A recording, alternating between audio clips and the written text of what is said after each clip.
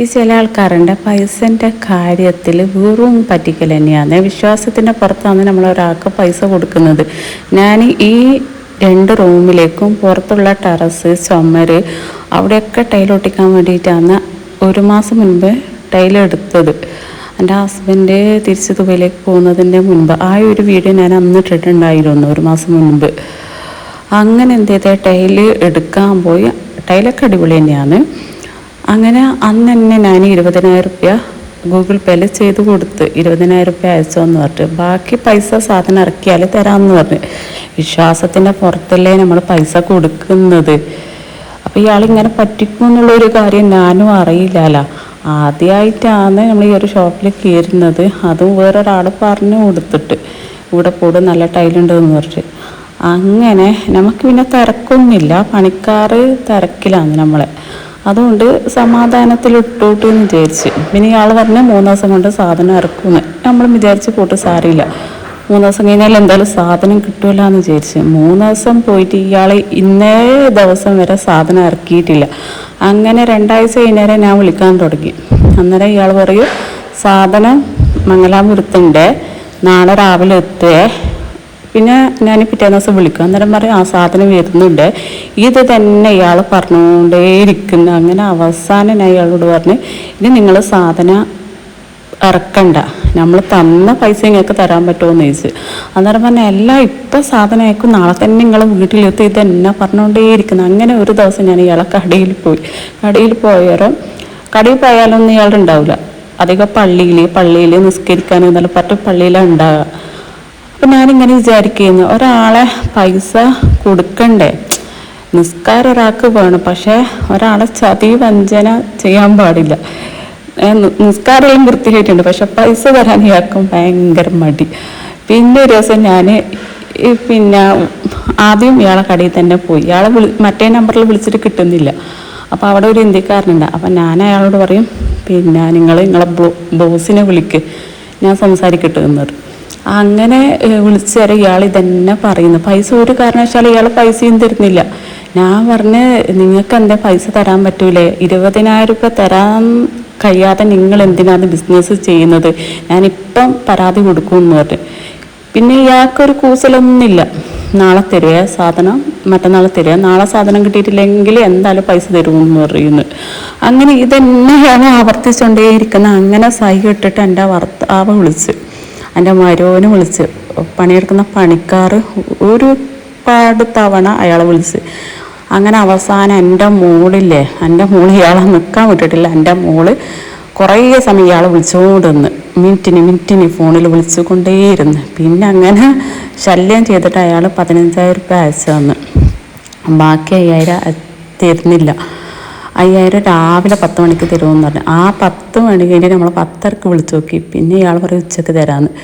ഇയാൾ ഈ 5,000 രൂപ ഇപ്പം 3 ദിവസമായി 15,000 രൂപ അയച്ചു തന്നിട്ട് 3 ദിവസത്തിനുള്ളിൽ 5,000 രൂപ ഇയാൾ തന്നിട്ടേ ഇല്ല. അങ്ങനെ എനിക്കിപ്പോൾ അയാളെ നോക്കിയിട്ട് നിൽക്കാൻ പറ്റൂലല്ലോ. അങ്ങനെ നമ്മൾ എന്താ ചെയ്തതെന്നറിയുക, നമുക്ക് വേറെ ടൈൽ എടുക്കണ്ടേ? അപ്പോൾ അയാളെ നോക്കിയിട്ട് നിൽക്കാനും പറ്റില്ല. അങ്ങനെ നമ്മൾ വേറെ 2-3 ഷോപ്പിൽ പോയിട്ടുണ്ടായിരുന്നു. മവഞ്ചേരിയിലും പോയിട്ടുണ്ട്, ചക്രക്കല്ലിലും പോയിട്ടുണ്ട്. നല്ല അടിപൊളി ടൈലൊക്കെ ഇവിടെ ഉണ്ട്. എന്നിട്ട് ഞാനിങ്ങനെ വിചാരിക്കുന്ന റബ്ബേ, പൈസൻ്റെ കാര്യത്തിലില്ലേ ഒരെണ്ണത്തിനെയും കൂടുതൽ അങ്ങ് വിശ്വസിച്ചുകൂടാ. പിന്നെ ചില സ്ഥലങ്ങളിലില്ലേ നമ്മൾ പൊട്ടന്മാരായിട്ട് നിൽക്കാനും പാടില്ല. പറയേണ്ട അടുത്ത് നല്ലോണം പ്രതികരിക്കണം. അല്ലെങ്കിൽ പിന്നെ എന്താ പറയുക, എല്ലാവർക്കും പറ്റിക്കാൻ ഈസി ആകും. അങ്ങനെയാണ്. ഞാൻ ഒരു തവണ നല്ലോണം ഫോൺ വിളിച്ചിട്ട് അയാളോട് പറഞ്ഞിട്ടുണ്ട്. പിന്നെ എനക്കെന്നെ എന്തോ പോലെ ഇങ്ങനെ പറഞ്ഞു പോകുമ്പോൾ നമുക്കൊരു സങ്കടവും ഉണ്ട്. അപ്പോൾ പിന്നെ ഇത് ഒഴിവാക്കാൻ വേണ്ടിയിട്ടാണ് ഞാൻ ഇയാളോട് പറയുന്നത്, പൈസ തന്നിട്ട് ഒഴിവാക്കുകയെന്ന്. നമുക്ക് നിങ്ങൾ സാധനം വേണ്ട. പിന്നെ നോക്കുമ്പോൾ ഇയാളെ തരുന്നില്ല. ഇനിയിപ്പോൾ 5,000 രൂപ കിട്ടുന്ന പോലെ ഒന്നും ഇല്ല. എന്നാലും വെറുതെ 5,000 കളയണ്ടല്ലോ, എന്നാലും വിളിച്ചുകൊണ്ടേയിരിക്കുക എന്ന് തന്നെയാണ് ഞാൻ വിചാരിക്കുന്നത്. ഇൻഷാ അല്ലാഹ്. നല്ല ടൈലുണ്ടല്ലേ, ഇത് നല്ല ഉണ്ടണേ ഫാത്തിമ, നല്ല ഉണ്ട് കേട്ടോ, അടിപൊളി. പിന്നെ അടുക്കള ചുമരുമ്മൽ അടിപൊളിയാണ് ഇത് ഒട്ടിച്ചത്. സത്യം പറഞ്ഞാൽ ഇതിൻ്റെയൊക്കെ ബാക്കിൽ നടക്കൽ ചെറിയൊരു പണിയല്ല, വലിയൊരു മെനക്കേടാണ്. ഓരോ ഷോപ്പിൽ കയറി ഇറങ്ങൽ, പിന്നെ ഓരോന്ന് നമ്മളിങ്ങനെ സെലക്ട് ചെയ്യൽ വലിയൊരു പണിയാണ്. ഇതിന് വേണ്ടിയിട്ട് തന്നെ 2 ദിവസത്തിൽ ഇങ്ങനെ നടക്കേണ്ടി വരും. ഞാൻ എൻ്റെ വീട് വെക്കുന്ന സമയത്ത് തന്നെ കണ്ടത് മാർബിളെല്ലാം എടുക്കാൻ വേണ്ടിയിട്ട് റബ്ബേ ഒരു 5-8 ഷോപ്പിലെല്ലാം കയറി ഇറങ്ങിയിട്ടുണ്ടല്ലോ. അങ്ങനെ ഇതിപ്പം മെനക്കേടുവാന്ന് ഇങ്ങനെ പോക്ക് വരവെല്ലാം ആകുമ്പോൾ ഒരു ഇതെല്ലാം ബുദ്ധിമുട്ടല്ലേ. അയാളെങ്കിൽ സത്യം പറഞ്ഞാൽ അയാളെയും പ്രതീക്ഷിച്ചിട്ടാണ് ഞാൻ ഇത്രയും ദിവസം നിന്നത്, ഇന്നിറക്കും നാളെ ഇറക്കുമെന്ന് വിചാരിച്ചിട്ട്. അല്ലെങ്കിൽ പിന്നെ അയാൾക്കൊരു മര്യാദയുണ്ട്, വിളിച്ച് പറയേണ്ട ഒരു മര്യാദയുണ്ട്. ഇങ്ങനെ സാധനം പെൻഡിങ്ങിലാണ് ഉള്ളത്, ഇത്ര ദിവസത്തോളം എടുക്കുന്നെങ്കിലും പറയും. ഇത് അതൊന്നുമില്ല. നമ്മൾ വിളിക്കുന്നതിനോ അയാൾ പറയും നാളെ ഇറക്കും, വണ്ടിയിൽ കയറിയിട്ടുണ്ട്, വണ്ടിയിൽ കയറ്റുന്നുണ്ട്, അങ്ങനെയല്ലാന്ന് പറയുന്നത്. റബ്ബേ അങ്ങനെ വിശ്വസിച്ച് 1 മാസത്തോളം പോയി.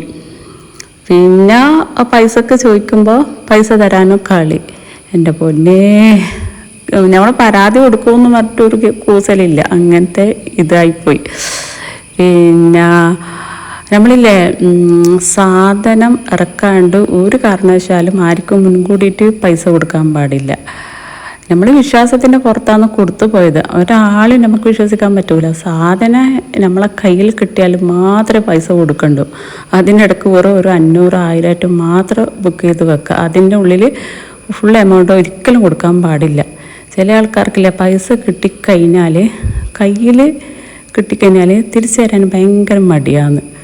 എല്ലാ ആൾക്കാരും അങ്ങനെയല്ല, ചില ആൾക്കാരെല്ലാം ഇങ്ങനെ തന്നെയാണ്. ഞാൻ ഇന്ന് 3 ഷോപ്പിൽ കയറിയിട്ടുണ്ടായിരുന്നു. ചക്കരക്കല്ല്, മൊവഞ്ചേരി, നമ്മളെ നാട്ടിലുള്ള വാരത്ത് കാട്ടുമണ്ടത്തിൽ. ആ 3 സ്ഥലത്തും ടൈലൊക്കെ നല്ല അടിപൊളി തന്നെയാണ്. പിന്നെ ഇവരൊക്കെ പിന്നെ കൈയോടെ പറഞ്ഞ വടപ്പം സാധനം ഇറക്കും. ഇതിനൊന്നും നമുക്ക് അങ്ങനത്തെ പേടിയൊന്നുമില്ല. പിന്നെ സാധനം ഇറക്കി കഴിഞ്ഞാൽ ഒരിക്കലും പൈസ കൊടുക്കണ്ടു. പക്ഷേ എന്താണെന്ന് വെച്ചാൽ നമ്മൾ കൺഫേം ആക്കിയിട്ടില്ല. എനിക്ക് മാത്രം ഇഷ്ടപ്പെട്ടാൽ പോരാല്ലോ, എൻ്റെ മാപ്പിളക്കുള്ള ഇഷ്ടപ്പെടണ്ടേ. അങ്ങനെ നല്ല ടൈല് കേട്ടാ, 3 നല്ല ഒരേപോലെ തന്നെ. പിന്നെ റേറ്റിലെല്ലാം പിന്നെ അങ്ങോട്ടും ഇങ്ങോട്ടൊക്കെ ഉള്ള വ്യത്യാസം വരുന്നുണ്ടേ. പിന്നെ നമ്മൾ ഓപ്പൺ ടെറസിൻ്റെ ഫ്ലോറിനെടുത്തത് നമ്മൾ വലിയ സൈസായിരുന്നു നോക്കി വെച്ചത്. അപ്പോൾ എനിക്കൊരു സംശയം, അവിടെ ഇത്രയും വലിയ ടൈല് വേണോ, അതിൽ ചെറുതെടുത്താൽ പോരെ, ഇങ്ങനെയൊക്കെ ഒരു സംശയങ്ങൾ വരുന്നു. സത്യം പറഞ്ഞാൽ ഇതൊക്കെ ഒരു തലവേദനയാണ്. ഓരോ സാധനങ്ങളിങ്ങനെ നോക്കി തിരിഞ്ഞെടുക്കലല്ലോ. പിന്നെ അങ്ങനെയാണ്. റൂമിൻ്റെ ടൈൽ അടിപൊളിയാണ്. ഞാൻ 3 സ്ഥലത്തും കയറി. ആ 3 സ്ഥലത്തും റൂമിലേക്കുള്ള ടൈലൊക്കെ നല്ല കെട്ടിലും ടൈൽ ഇവിടെ കാണുന്നുണ്ട്. പിന്നെ എൻ്റെ മാപ്പിളക്ക് ഇങ്ങനെ ഫോട്ടോ എല്ലാം അയച്ചു കൊടുക്കുന്നത്. അപ്പോൾ ഫോട്ടോ അയച്ചു കൊടുക്കുമ്പോൾ അത്ര ക്ലിയർ കിട്ടുന്നില്ല. അങ്ങനെ മാപ്പിള പറയും പിന്നെ വേറെ ഉണ്ടോ നോക്കുന്നെല്ലാം പറയും. അങ്ങനെയൊക്കെയാണ് ഇപ്പോഴത്തെ ഒരവസ്ഥ. നമ്മൾ എടുത്തിട്ടില്ല, ഇങ്ങനെ ഇപ്പം നോക്കിക്കൊണ്ടേ ഇരിക്കുന്നുണ്ട്. പിന്നെ ഇവർക്കെല്ലാം പിന്നെ നമ്മൾ സാധനം ഇറക്കി കഴിഞ്ഞാൽ ഇവർക്കെല്ലാം പൈസ കൊടുക്കണ്ടു. എനിക്ക് വന്നൊരു അബദ്ധം മറ്റേതാണ്. ഞാൻ ഇതിൻ്റെ മുൻപ് ഒരു വീഡിയോ ഇട്ടിട്ടില്ലേ, 1 മാസം മുൻപേ. ആ ഷോപ്പിൽ പോയരാന്ന് അയാളങ്ങനെ നമ്മളോട് ഇങ്ങനെ കാണിച്ചത്. അതായത് സാധനം ഇറക്കാണ്ട് പൈസ വാങ്ങി, പൈസയാണെങ്കിൽ ഫുൾ എമൗണ്ട് നമുക്ക് തിരിച്ച് കിട്ടിയിട്ടില്ല. 5000 രൂപയ്ക്ക് വേണ്ടിയിട്ട് ഇന്ന് വരെ വിളിച്ച് ഒരു വകയായി. അയാൾ പിന്നെ ലാസ്റ്റ് ഫോൺ എടുക്കുന്നില്ല. എന്തായാലും ഞാനൊരു കാര്യം തീരുമാനിച്ചിട്ടുണ്ട്, പൈസ തന്നിട്ടില്ലെങ്കിൽ അവിടെ പോയിട്ട് ബാക്കിയുള്ള സാധനങ്ങൾ എടുക്കാമെന്ന്. സിമെൻറ്റും പശയൊക്കെ എടുക്കാനല്ല, അതൊക്കെ അവിടെ പോയിട്ട് എടുക്കാമെന്ന് വിചാരിക്കുന്നുണ്ട്. എന്താ പൈസ തരാൻ വേണ്ടിയിട്ട് മടിയുറപ്പേ. അപ്പം ഇങ്ങനെയൊക്കെയാണ് അവസ്ഥ. മുൻകൂട്ടിയിട്ട് ആർക്കും പൈസ കൊടുക്കാൻ പാടില്ല. ശേല ഇങ്ങോട്ടേക്ക് വാ.